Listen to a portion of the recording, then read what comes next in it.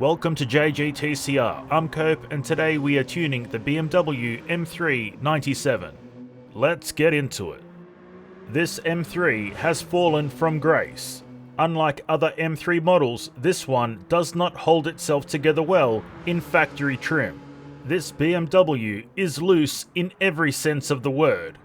The handling is sketchy at the best of times. The front end either understeers or grips up so well that it makes the tail end slide. This kind of unpredictability often leaves us second-guessing ourselves as we approach corners, ultimately forcing us to be more cautious than we should just to avoid drama. The weight shift we experience is a sizable factor when cornering.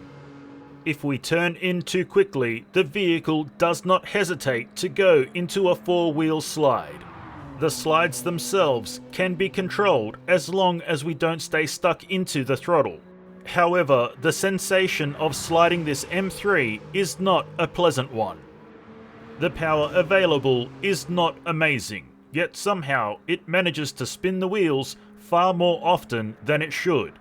The brakes are decent, but can unsettle the car if we don't roll on and off of them properly. So if we're being honest about the M3 97 outright package, it is absolute garbage. Let's collect our time.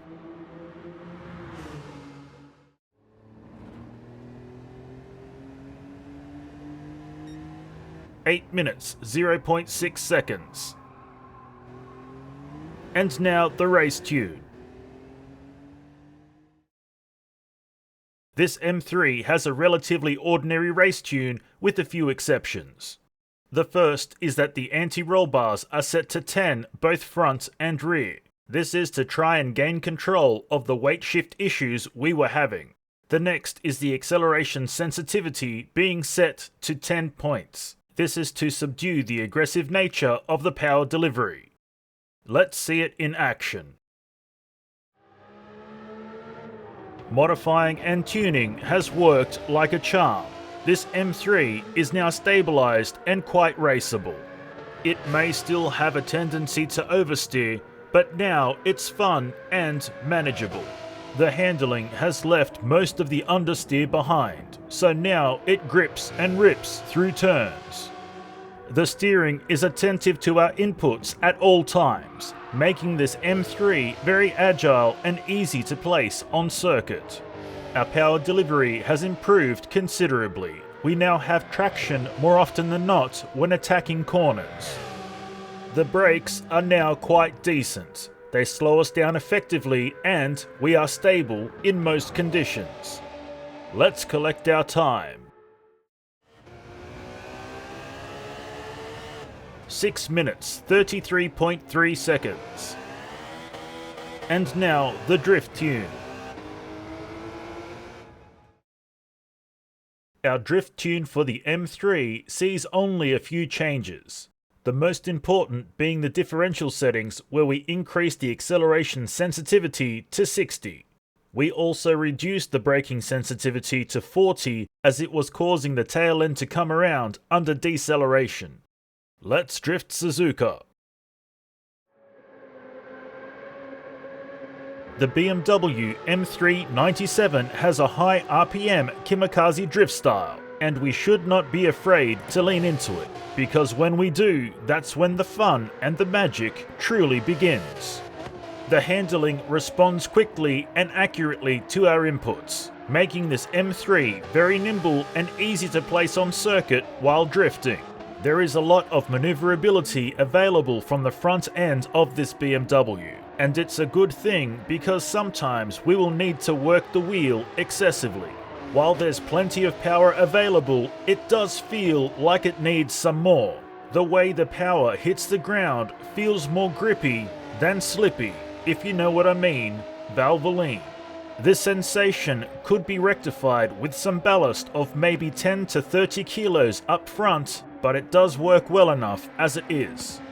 The 97 M3 is a grip drifter, and that may not be everyone's cup of tea, but for those that prefer this kind of drift, this is a match made in heaven.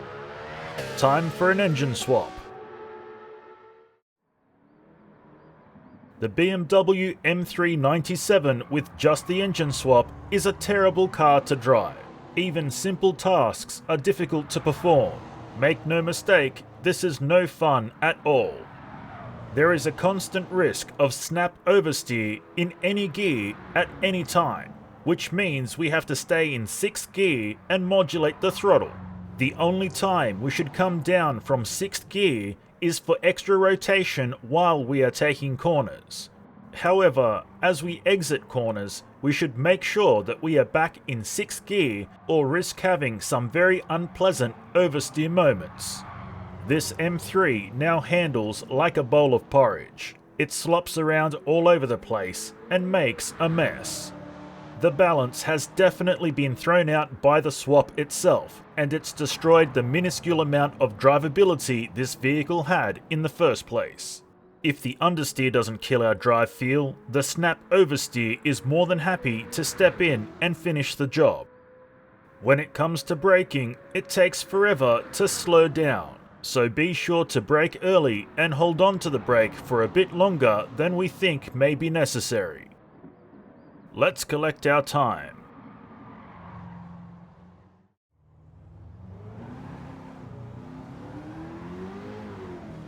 "7 minutes, 33.5 seconds. Let's take a look at the race tune. We had to go to some extremes to get the M3 97 race tune to work. The body height adjustment was raised as the body was making contact with the wheels and the road. Our differential settings have been all but completely minimized due to the aggressive nature of the power delivery. And our saving grace is the ballast of 80 kilos at a ballast positioning of 28 over the rear wheels. Let's head back out on the Nürburgring. When completely modified and tuned, the BMW M3 97 with the engine swap is a hot steaming pile of mess to drive. It is not pleasant in any way, shape or form. It is incredibly moody. Sometimes it responds as requested, sometimes it does the opposite. The rest of the time, it does not respond at all. If there's anything to take away from the conversation is that the steering is very hit and miss. And if there's anything that's going to destroy the drive feel of a car, it's unpredictability. The power delivery is both too aggressive and lazy. So when the power comes on, we get everything all together all at once. This destabilizes the car in a number of ways and makes it difficult to drive. The brakes are solid and work well, but it still takes a long time to slow down. Let's collect our time. 6 minutes, 12.8 seconds. And now the drift tune. The drift tune for the M3 97 required quite a few changes. The suspension setup had almost every setting tweaked. But the most important change was the ballast of 140 kilos at a ballast positioning of 23. This gave us some much needed stability and traction from the tail end. Let's see it in action. The BMW M3 97 with the engine swap has a lot of power. However, it can be quite difficult to get that power to the ground effectively. It may be easy to believe that with this much power, all we have to do is put our foot to the floor and we will drift well, but we would be sorely mistaken. With great power comes great responsibility and also an increase in likelihood of spinning out. The handling is okay, but it does like to slip in and out of understeer, which can be difficult to manage mid-drift. This tends to come from carrying too much speed while drifting. But if we slow it down, controlling the drift becomes more manageable. The power available is huge, but it can be a dangerous game to go hard at it. This M3 drifts comfortably between 4 and 6,000 RPM. Much more than that, and it becomes considerably unpredictable. So strap yourself in and Godspeed. And that's all we have for you today, so until next time, keep racing.